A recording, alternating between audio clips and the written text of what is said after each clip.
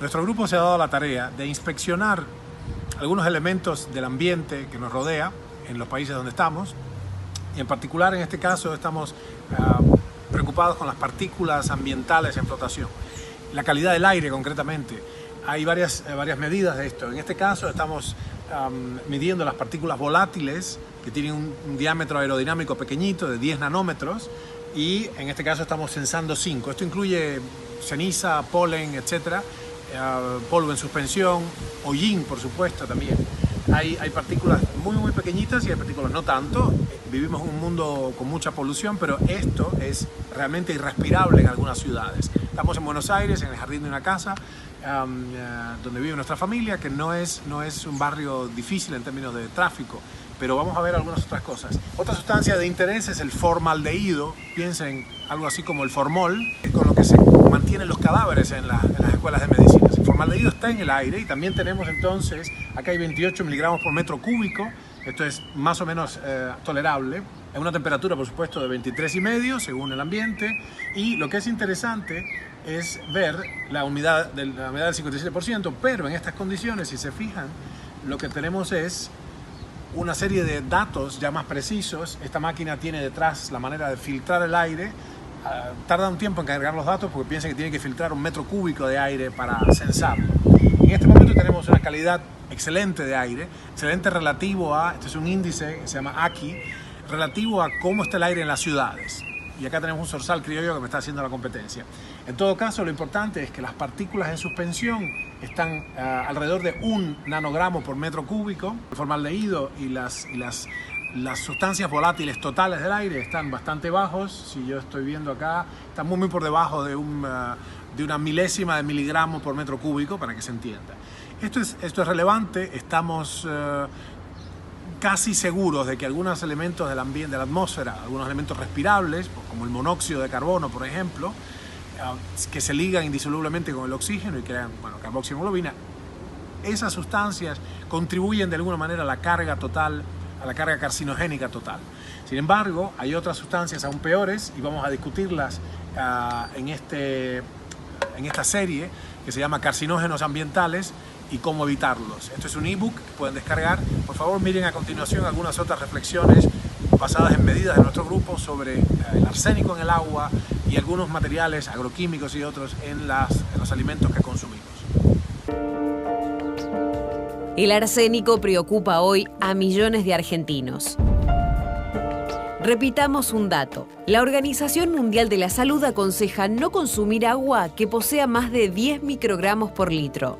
Hoy en el norte de la provincia de Buenos Aires las concentraciones de arsénico superan los 50 microgramos por litro.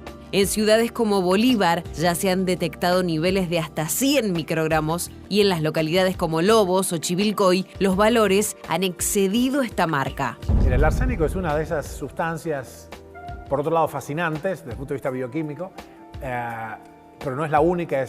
Hay cerca de una docena de sustancias que funcionan como venenos respiratorios. Y no me refiero a venenos que interrumpen la ventilación pulmonar, sino a la respiración de las células, es decir, a la obtención de energía, que se llama ATP, por medio de la oxidación progresiva de la glucosa. Hay sitios en el norte del país en los que se han encontrado niveles que superan los 1000 microgramos por litro. La exposición prolongada al arsénico puede causar cáncer, lesiones cutáneas y hasta enfermedades cardiovasculares, neurotoxicidad y diabetes. Si los niveles de cualquier veneno respiratorio, sea arsénico, glifosato, DDT, palatión, si los niveles de esa toxina no son suficientemente grandes como para matarme inmediatamente, yo tengo entonces una lenta depauperación que de alguna manera pasa insensiblemente hasta que finalmente es demasiado tarde y tengo una transformación irreversible de la capacidad respiratoria de las células. Y ahí tenemos serios problemas. Cáncer, enfermedades neurodegenerativas, graves problemas físicos y mentales, ¿no?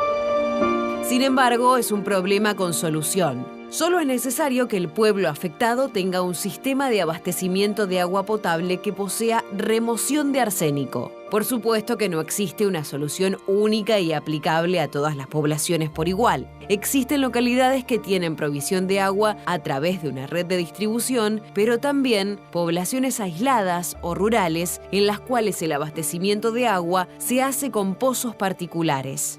En cada situación se hace necesaria una solución distinta, pero en todos los casos se trata de discutir seriamente el tema y lograr el compromiso de todos, habitantes, organismos y funcionarios.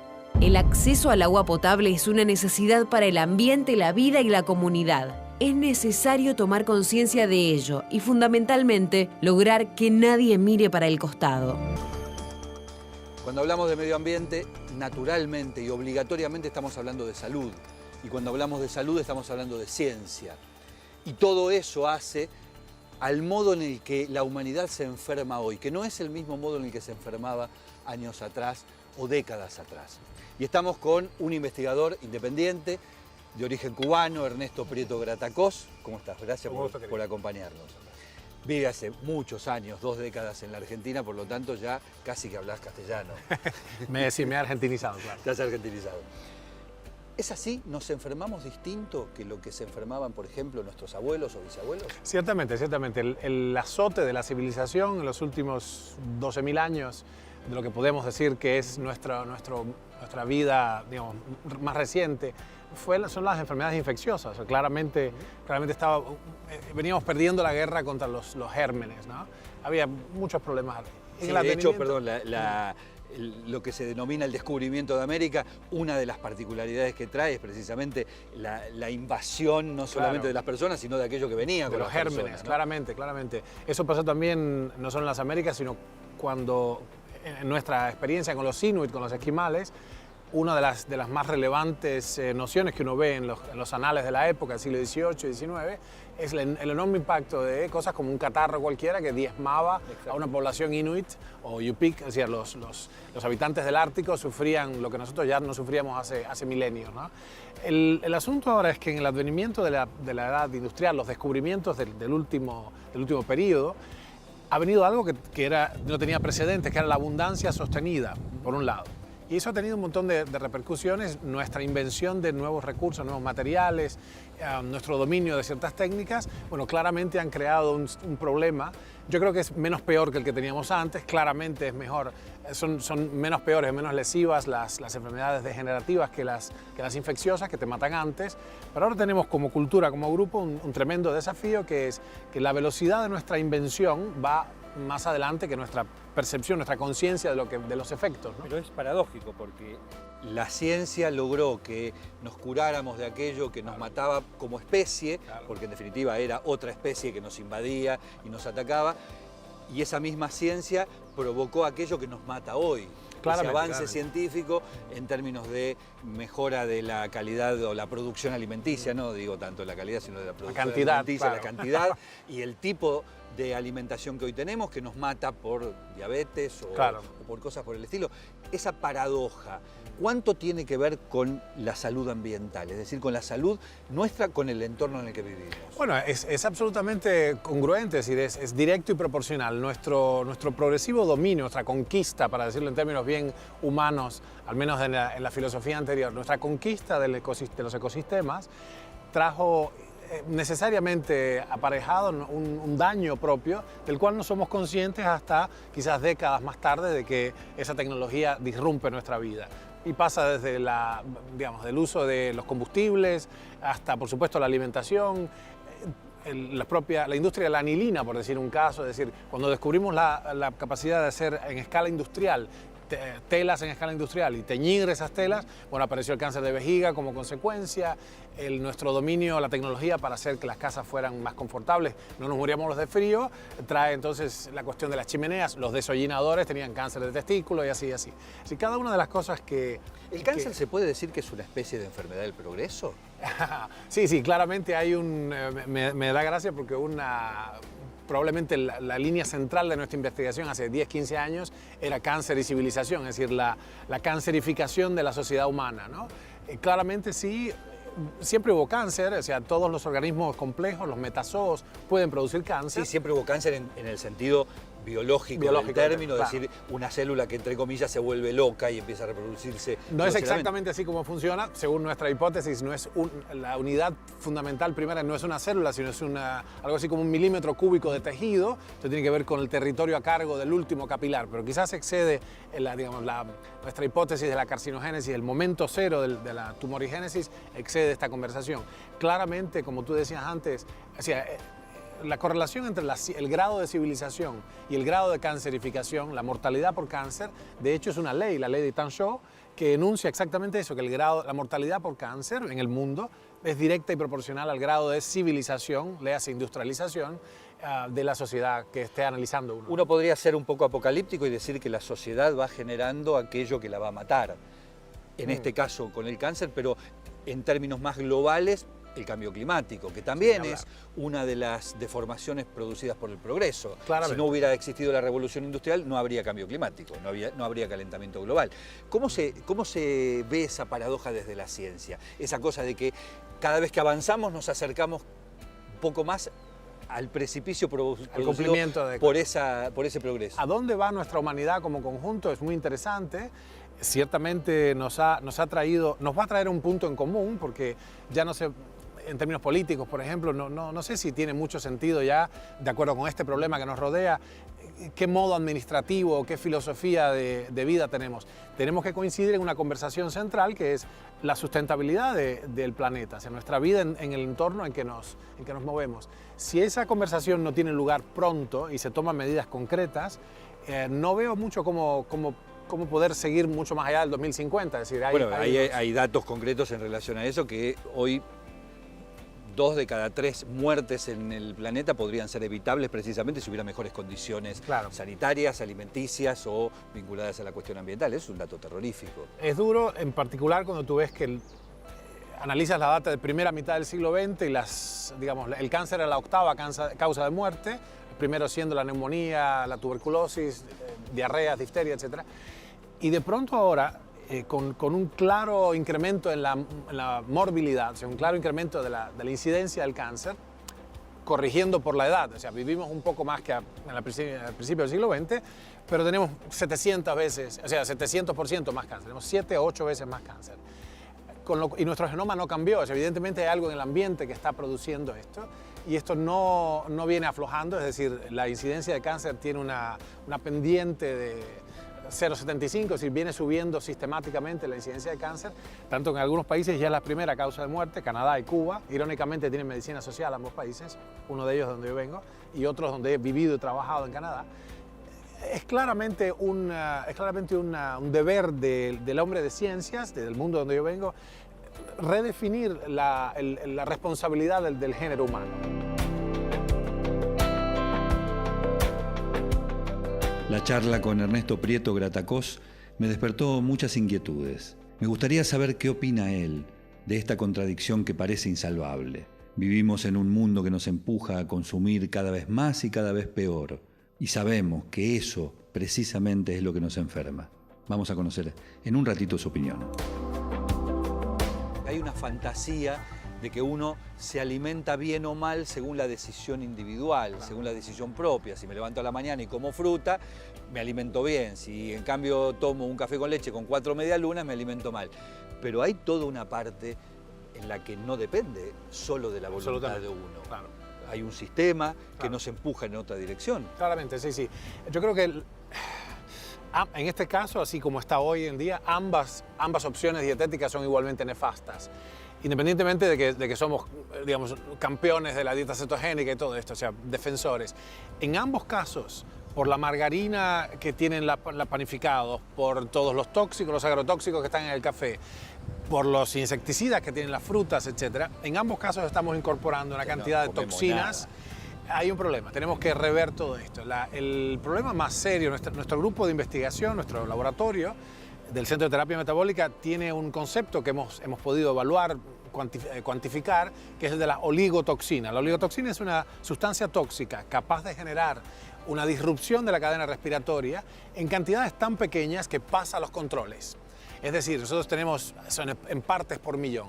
Hay agencias que defienden esto, la Agencia Europea, la FDA, el MAT, etcétera, que defienden que no puede haber más de cierta cantidad de sustancias, sea bisfenol A en estos plásticos, glifosatos o puede ser Pero son siempre dioxinas. convenciones.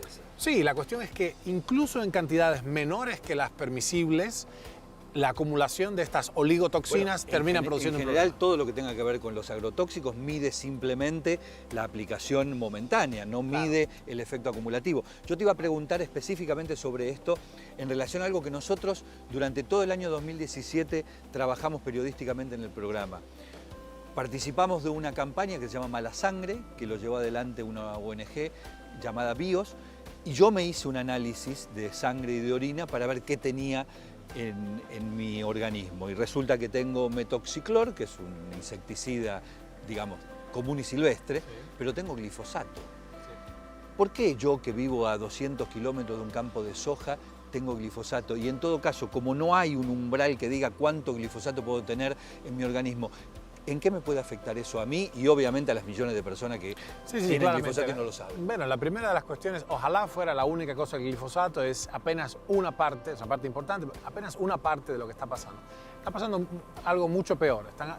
Nosotros calculamos que hay una veintena de sustancias, incluido el cianuro, el arsénico, la rotenona, que es un veneno, un pesticida que se usa para controlar justamente los cultivos. Y hay toda una cadena productiva, donde la industria ha pasado a generar productos que son buenos para vender, pero no para comer. O sea, la industria alimentaria es cada vez más eficiente en generar un retorno sobre el capital, es el retorno sobre la inversión, en satisfacer el hambre, porque una de las cosas que está... Lo primero que vamos a vencer es el hambre. Sí, el hambre entendido como falta de comer. Absolutamente. Entonces estamos en una paradoja... La gente come. Absolutamente. Mal, pero come. Sí. Eso, de entrada pasamos de épocas de hambrunas que diezmaron la población humana en los últimos 10.000 años, a ahora tener que tirar la comida para que no baje el precio del mercado. Es decir, eso va a ser resuelto en la próxima década. No creo que el hambre sea un asunto más, porque hemos eficientizado ferozmente nuestra capacidad de producir cantidad de comida. Lo interesante y desesperante es que la calidad de eso, o sea, el costo final de salud de esa producción en masa no es muy agradable para el futuro. Estamos creando un problema.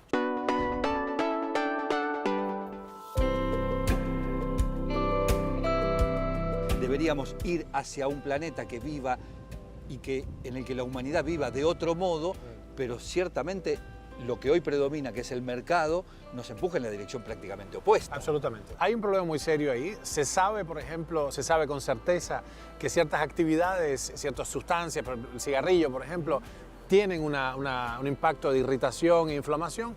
Y sin embargo, los seres humanos, con todo lo que se sabe ahora, ciertamente en los últimos 20 años, elegimos también fumar. Se sabe que la diabetes predispone al cáncer, elegimos comer alimentos de alto índice glucémico. De muerte, diría un psicoanalista. Claramente, eros, tánatos. Es muy difícil, dado que tenemos todas esas posibilidades. Más allá de eso, más allá de lo que el individuo puede elegir, hay muchas cosas que no estamos pudiendo elegir. Tiene que ver con una polución en gran escala, hay cosas de ignorancia. Si nosotros medimos ahora, yo me tomé la libertad de traer un contador Geiger. Vamos a hablar de energía nuclear en un ratito. Claro, es decir, si nosotros medimos ahora la radiación que hay, es una radiación que se sabe de fondo ambiental, que tiene su daño, los rayos cósmicos, etcétera. Y hay instrumentos médicos de extraordinario valor, de incuestionable valor, como las radiografías, las tomografías, las mamografías, cuyo uso se ha venido incrementando dramáticamente en el último siglo, en la última mitad del siglo XX, y que son claramente, ahora lo sabemos, para nuestra desesperación, claramente contribuyentes a las afecciones como el cáncer. Así que tenemos una seria conversación que tener sobre qué rol tienen estas técnicas en nuestra vida y qué podemos hacer para paliar el efecto negativo, ¿no?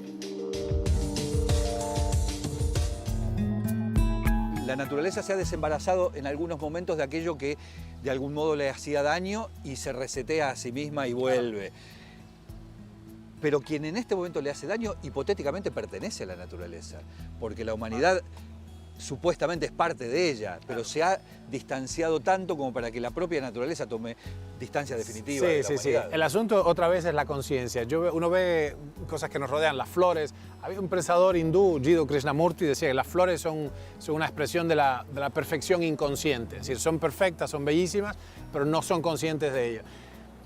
de alguna manera tenemos que llegar a una suerte de perfección consciente nosotros. Es decir, estamos optimizando el vivir, claramente, pero nos falta conciencia. O sea, realmente vivimos linealmente, pensamos linealmente y no entendemos las repercusiones en múltiples campos, en múltiples niveles que nuestra actitud, nuestra conducta, nuestro paso por este planeta causa, ¿no? Volvamos a la salud.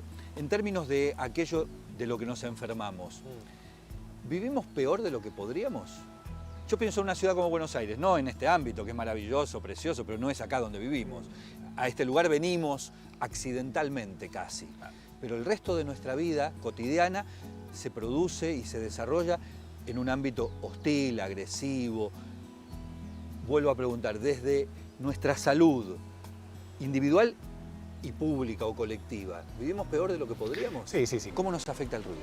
Sí, hay estudios ya realmente muy sólidos acerca de la disrupción endocrina, neuroendocrina del ruido. El asunto es que nos hemos convertido, de alguna manera nos vamos embotando y lo que no es evidente a la persona, pero es evidente en términos clínicos, es el daño incluso sostenido, el daño irreversible que puede causar vivir permanentemente inmersos por encima de 80 decibeles, es decir, un chiste. Es decir, vivimos realmente inmersos en ruidos que no tienen nada que ver con nuestro desarrollo filogenético. De alguna manera hay una teoría de pequeñas cantidades de estrés, no importa de qué origen, puede ser agua fría o un poco de ruido, un poco de corriente incluso, estimula la máquina y eso produce una especie de vigorización. Pero la cuestión es que en el mundo, en las ciudades, y esto es fácilmente regulable con ciertas políticas, eso se hizo en Nueva York, se hizo perfectamente, te cobraban una multa de $300, creo que era, si tocabas la bocina, y realmente dejaron de tocar bocina durante un tiempo. La cuestión es cómo podemos nosotros, si podemos hacer, sobre la base de este conocimiento, de que existen disruptores neuroendocrinos fisiológicos, ¿qué tal si podemos tener una vida mejor, una vida que nos permita ahorrar nuestros recursos y enfocarnos en producir una humanidad sustentable, ¿no? Tommy me pidió que te preguntara específicamente por este aparato que había quedado acá. A él lo preocupaba el ruido de la bubucela. Este aparato mide radiación, claro. Está claro. ¿Qué nos indica, además de la cantidad de radiación con la que estamos conviviendo? Bueno, nosotros tenemos algunos aparatos de estos en nuestro equipo, los llevamos encima y estamos tomando una serie de mediciones de distintas partes de la ciudad, midiendo cosas, sumando data para nuestro grupo, es un hobby que tenemos, pero lo interesante es que acá tenemos la radiación de fondo, digamos, es 0,1 miliröntgen.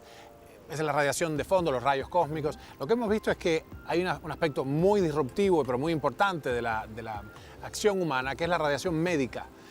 Por supuesto que no, es obvio en el caso de la radioterapia, pero la radiación diagnóstica, que tantas vidas seguramente ha salvado, es difícil cuantificarlo, pero es obvio que son una enorme ayuda, tienen un peligro implicado.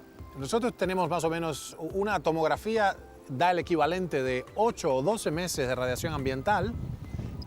Y hay personas que se hacen numerosos estudios. Yo no veo un punto donde podamos prescindir de la tecnología de radiación diagnóstica. Lo que nos dice este aparato, lo que nos dice esta pesquisa de nuestro grupo de investigación, es que es necesario interponer una defensa, quizá en la forma de antioxidantes, etcétera, al individuo que está recibiendo radiación médica, ¿no? Pero pensemos, vos estás hablando del individuo que recibe una atención médica en forma de, por ejemplo, una radiografía o una tomografía. Una fluoroscopía, etc. En la Argentina tenemos aproximadamente, rápidamente puedo decir, 1 millón de personas que viven cerca de 2 centrales nucleares. Claramente, sí. Y esa gente está sometida a millones de radiografías por minuto. Sí, hay... Al equivalente de, por supuesto. Bueno, es evidente. Nosotros hemos medido esto en Chernóbil, la radiación que hay de fondo allí, eso va a estar inhabitado otros 4 siglos. Así es. La radiación de fondo, hoy día que se sabe en Fukushima, en Nagasaki, Hiroshima, que se sabe que produce problemas, cáncer concretamente, es semejante a la que se recibe con una seriada de radiografías, de tomografías de cuerpo completo. Pensar que hay compañías que ofrecen un escaneo completo del cuerpo, esta conversación hay que tenerla. Como digo, nuestro grupo está consciente de la enorme importancia de la radiación diagnóstica, tomografías, etcétera, pero hay que hacer algo para paliar el efecto de la radiación, que es oxidativo.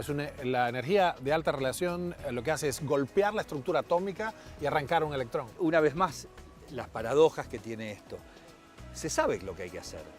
No es un secreto, no es todo lo contrario. Si uno se sienta y puede escribir las 10 cosas que debería hacer la humanidad para resolver el problema, seguramente no se equivoca por demasiado. Hay consenso en gran parte del tema, ¿no? ¿Qué es lo que está faltando? El actor político, el sujeto que lleve adelante esas acciones, que determine, bueno, hasta acá llegamos, o la otra opción, que es que estemos en algún momento tan cerca del precipicio que no nos quede otra opción que cambiar. Bueno, yo creo que ambas cosas van a tener que ser. Va a tener que haber un grupo de líderes que hagan esto, estos actores políticos.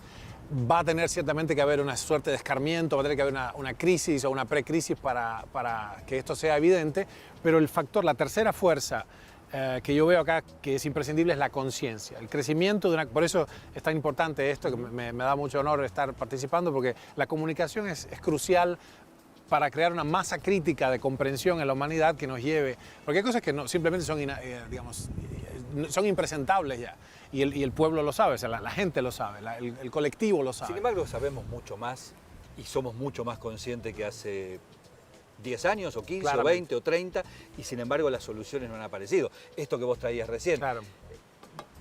Tú estuviste en Chernobyl. Claramente sí. Yo estuve en Chernobyl cuando se cumplieron 20 años del...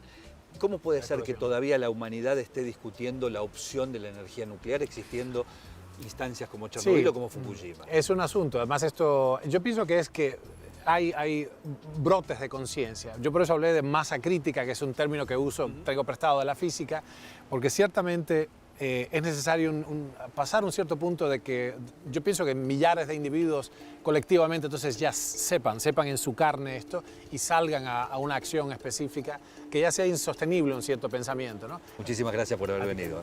Gracias. Muchísimas gracias. Por favor.